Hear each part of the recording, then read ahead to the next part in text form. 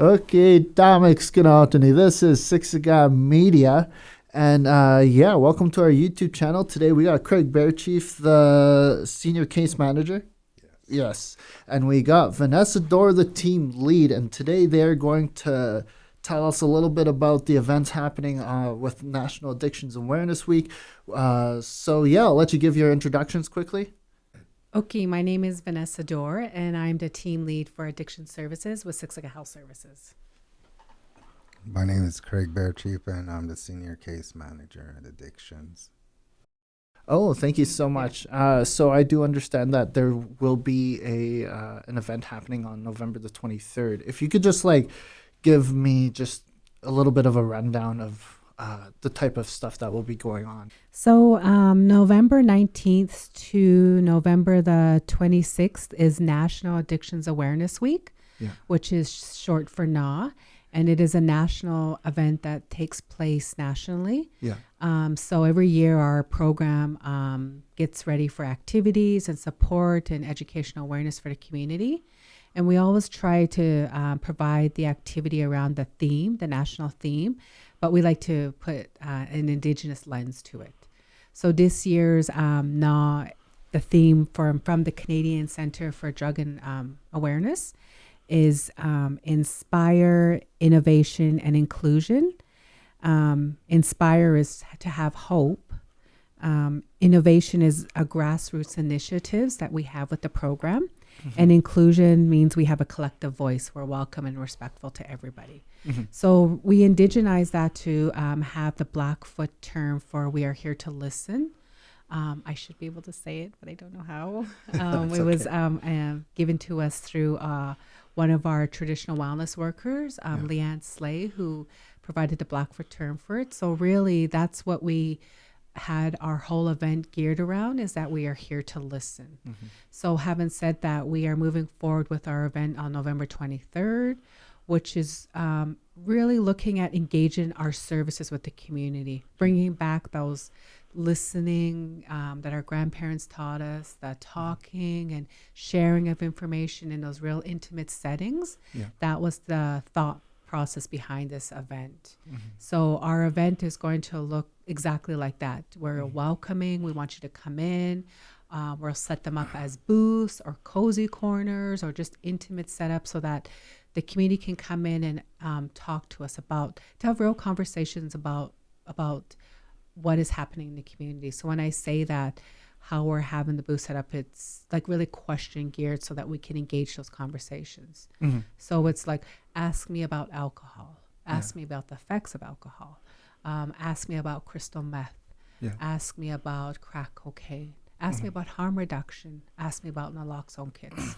And just with saying that, we want to provide that conversation around what the drug is, what it does to the body, but we want to also provide some positivity around that. So we want to include how services support you if you have an addiction to alcohol. We want to have support services for caregivers, like if you have a loved one who's addicted, these are the support services, or these are what you can do to support a loved one. We really want to have those intimate conversations so that people can come to us and get answers that maybe they didn't know how to ask, or they're too private or prideful to ask those type of questions. And it really is real questions, right? That we want the community to start engaging with us. So the other part to that is when we started reaching out and planning this day, we geared it exactly around that. So we are actually collaborating with a number of services.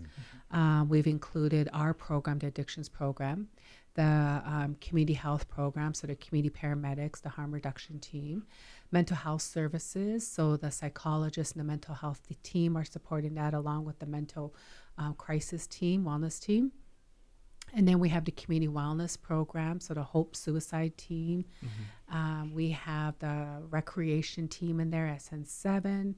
And then we actually have a tent set up for a sensory tent. So when kids are feeling overstimulated or there's so much information, give it to them and they just need a time to get their thoughts back in order. We're going to have a sensory area for them to debrief and bring their senses back down. We've also included a portion with persons with lived experience. So we have a really awesome outpatient program, which is called the Matrix program. And we've been running this program probably for the past, I would say, 5 to 6 years. About there, yes. And we've had lots of success with it. So we found that clients were going through it multiple times just because they needed that extra support, or they loved the program and they wanted to retake it. But we have individuals in there who are just gold stars. So individuals who have gone through it and not just saying they're gold stars, but they really worked on their recovery. So they came in through our program, access detox, inpatient treatment, and now they're out there doing their own recovery, working and taking ownership for that. So we have people who are going back to school, who have gotten jobs. These individuals are persons with lived experiences, and they're the best people to share their story and knowledge with the community. So those people will be part of our event as well, and they'll be set up as cozy corners so the community can have those intimate conversations. They can be mentors, advocates, and supports for those going through that journey right now. Oh, holy smokes! That's Plus, they started their AA programs as well, support programs, these individuals. Yeah, they're actually the ones that are spearheading our AA group and our NA group now, Narcotic Anonymous and Alcohol Anonymous. And they're actually former clients. Well, not former, but they are still clients with our program.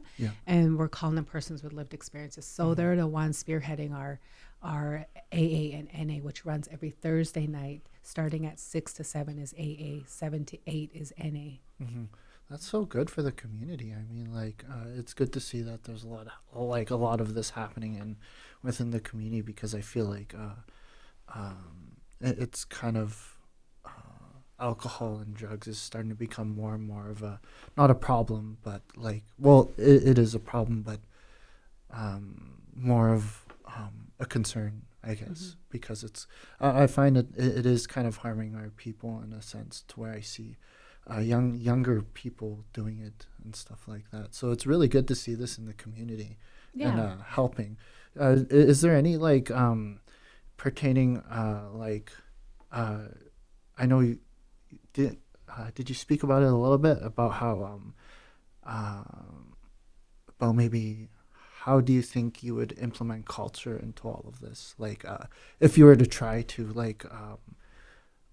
do you think culture taking that kind of route, do you think that makes a difference in everything, or do you think it but yeah, and I get what you're saying. It's kind of hard to put into to words, but so I guess the other portion too now is we actually have a corner set with our traditional wellness program. And they're bringing their elders in, and they're going to have come speak to an elder and have tea. So they can give them mentorship and support as well, or just to even just listen, just to have that elder guidance around their journey, or even just to be there just for therapy, because elders and traditional wellness is its own therapy in itself, right? So definitely. Just having the comfort of elders there, I think is very impactful as well. The other portion to our I just want to quickly add to that is we have it set up so that from 11 to 2, 11 to 2 is actually targeted for the schools.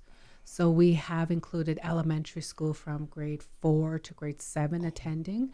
And then we have 7 to 12 from the high school. Plus, we're getting the parents from the outreach school as well that are attending. So altogether, we're getting 363 students at our now event that have confirmed, just because the schools are really feeling the impacts of addictions in the schools, right? I was speaking to one of the principals, and she was telling me that even as far as little as grade 1, they're seeing the effects of addictions in the school setting with the different things they're seeing in the classrooms.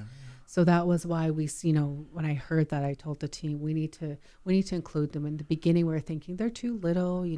We'll find another event for them and create something for them. But after speaking with the principals, it was adamant that we include them, right? And then from 11 to 2 is the schools, and then from 3 to 7 it's open to community. Oh wow, that's cool. I seen that on the poster too. Also too, it's just very I guess kind of eye opening too when you start looking at the community like that, because I kind of thought it was more when it came to addictions and stuff. It didn't. Growing up, I kind of found that just I didn't know that it affected a lot of young people too, and I didn't know that myself I was affected by it, not in a sense from my parents or anything, but seeing it with my peers. Growing up, I seen a lot of my peers, I guess, drinking a lot. I seen them get into drugs. I do see some of my friends that I guess, could have went through a different path, but because of drugs, and then because of being influenced at such a young age and stuff like that, being affected by it by such a young age, I find it really affects later in life. And I think noticing that, I think, is a really good thing to notice, because I guess for myself, it's just the fact that I didn't know. But I think this is really good for the community in a sense, to where it'll help people, because I think it's something that it's a hard thing to talk about. You know what I mean? It's kind of hard to discuss. It's kind of hard to find that safe place to discuss these kind of things, because some people feel like they're going to be judged, or some people feel like they're going to be pushed under the blanket, or nobody cares. And I think that's the thing we need to let people know, is that, or I guess let people know. And the thing that I think we should try to do is, instead of judging, I guess, understand and try to care more. Sure. And I think that's why it's good that you're bringing the elders in too, is because it's like, it's bringing in, I guess, that comfort in a sense, bringing in comfort, that cultural aspect, somebody to talk to, But it's really good. I'm actually kind of pretty excited to go. It's nice to see something like this happening in the community, and something so big. So we have about 26 booths. So like that being said, we have a lot of information that we want to provide. And we're trying to make it interactive, because we have the youth there as well. So the booths are really meant to be engaging, not just to hand out information. We want to include that as well. But we want them to be engaging with the community as well. Holy, what kind of in terms of booths, what is going to be there? Is there going to be like some sort of I know you said activities, but what kind of activities, if you don't mind me asking? So like information on like she said, specific drugs,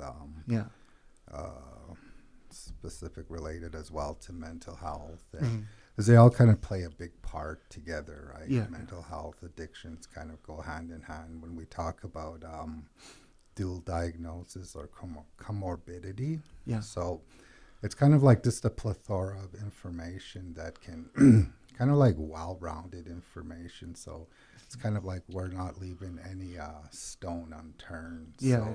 That way, they get a huge bunch of resources that, they can connect with and whatnot and that. And so it's kind of just like one big information session thing with welcoming and whatnot, and making people feel comfortable.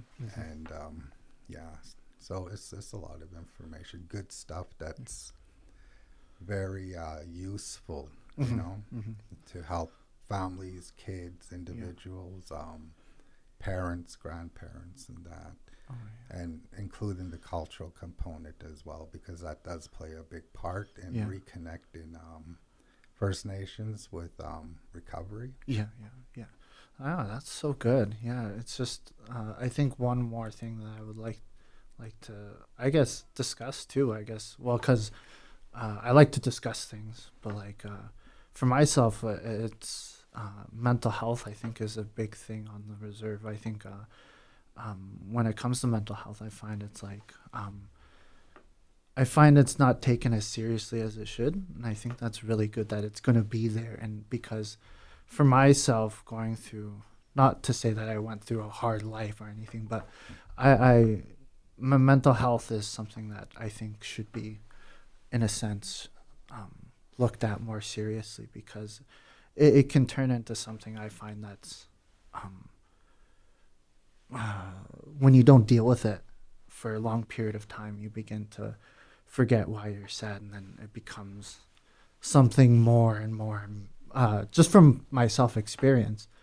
And I really find that if with the whole event that's going to be happening, I find that it'll open doors like that and conversations like that to help youth to not only prevent it, but to help, people who are still struggling with mental health, whether they're older or younger. And I think that's really good, and stuff like that. Yeah. One other thing I just to add on to what you were saying is we want the community to see how we're collaborating services because we're not siloed, right? Addictions, and then there's community paramedics and harm reduction and the mental health team, the crisis team. We want to show the community that we're networking services, we're working collaboratively to provide those supports for community. So that's like why we're bringing all our teams together. The other thing too I wanted to add to this is from this NAW event, we want to have a spin-off of community engagements similar to the NAW event within the other little communities within Siksika, right? Because places like Clooney and Shoaldice, like those ones way on the other side, they don't really get the services that we get centralized here, right? So we want to bring those services to them as well. So this is just a snapshot of what we want to start doing, and it's an initiative we're doing with the other services, like I mentioned earlier, mental health and community health services, and bringing those back to the community, us going out and engaging and having those conversations within those smaller settings. But yeah, I think we're reaching the end of our podcast episode. Thank you so much for coming in. It was nice to talk to both of you. It's kind of, I guess, opened the doors towards new, horizons is what we could say, towards helping our people, towards helping younger people, older people of all ages at the National Addictions Awareness Week. It'll be happening November the 23rd. I believe from 1 to 3 will be, 11 to 3, right? To 2 will be reserved for ages, I believe. I was reading it on the poster from 13 to 30. Yeah, 13 to 30. I'm so sorry. Yeah, it's okay. And then 3 to 7 for all community members. Yeah. So I think this will be really good for the community. If anybody wants to go out, you should definitely go out, whether you're suffering from addictions or whether you're still having mental health issues. Definitely go and check this out. Thank you so much. So I just want to quickly add on one more thing. During that week, we're going to be adding some PSA on our social media site. So look out for information on addictions, how to support a loved one, how to speak to them, how to use that language. It will be on our Facebook page, I think our Instagram page with the Siksika Health. So we're trying to provide information through that as well, starting the Monday of. So look out for that. But thank you. And we are located at the Siksika Health Center. If you want to come and ask about services, refer a loved one, or if you want to self-refer, come see Craig or I. Craig's probably the... as well. Pardon me? We do home visits as Yeah, well. we'll go out and do home visits as well for referrals or an intake. Craig is our face. Craig's the person who does all that hard work on referrals and intake. So they'll probably be meeting Craig or talking with Craig in regards to that. Oh, okay. Yeah. Okay, cool. Yeah. Do you have anything to say? Any last... Yeah, thank you for having us here today, and hope to see you all at NAW. Yeah, Okay. Thank you as well. Yeah. Thank you, Tyrone. Yeah. All right. See everybody on YouTube, and peace.